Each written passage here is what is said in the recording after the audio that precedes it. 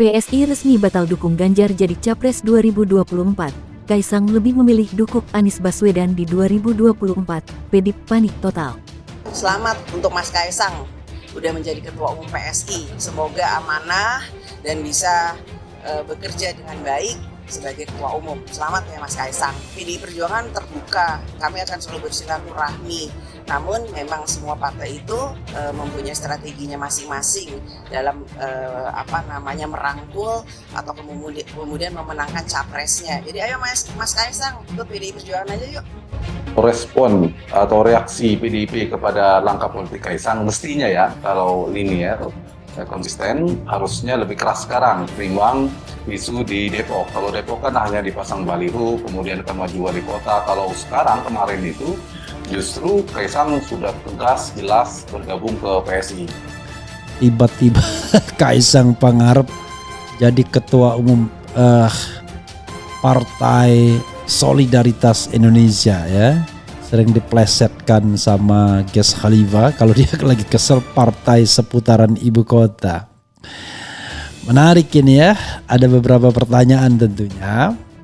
Misalnya, berani nggak yang namanya PDIP memecat Presiden Jokowi karena aturan di PDIP, entah di anggaran dasar atau anggaran apa ya, atau peraturan apa yang jelas satu keluarga tidak boleh beda partai, harus sama partainya.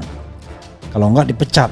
Konon sudah ada yang pernah dipecat gara-gara berbeda partai politik. Nah sekarang Presiden Jokowi tidak hanya berbeda, tapi anaknya malah menjadi ketua umum partai lain.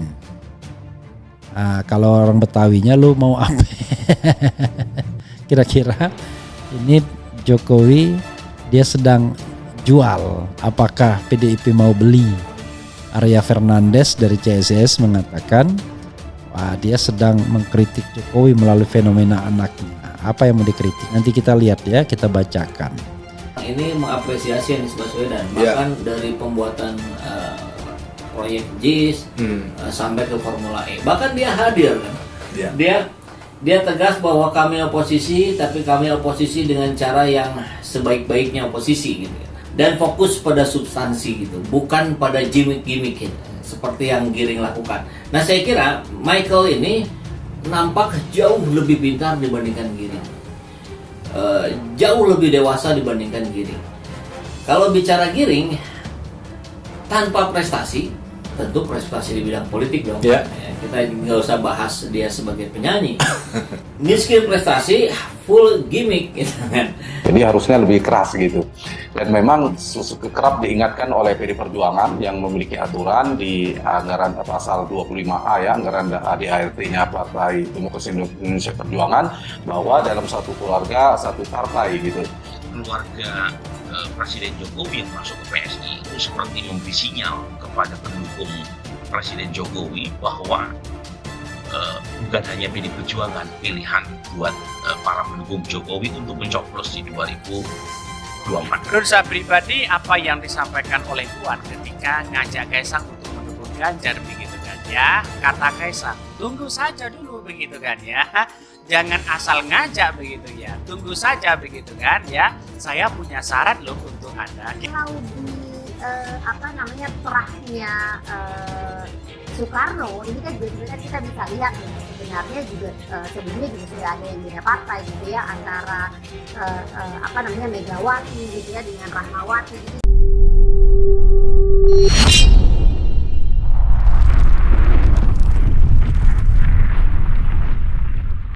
PSI resmi batal dukung Ganjar jadi Capres 2024. Kaisang lebih memilih dukung Anies Baswedan di 2024.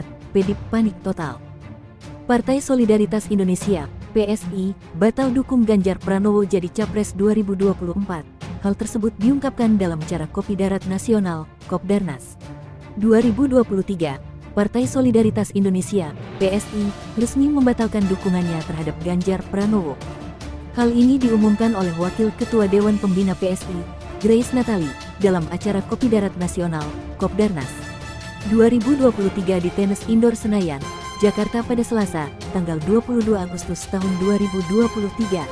Awalnya, Grace meminta agar DPP PSI kembali menyerap aspirasi rakyat terkait capres yang akan didukung.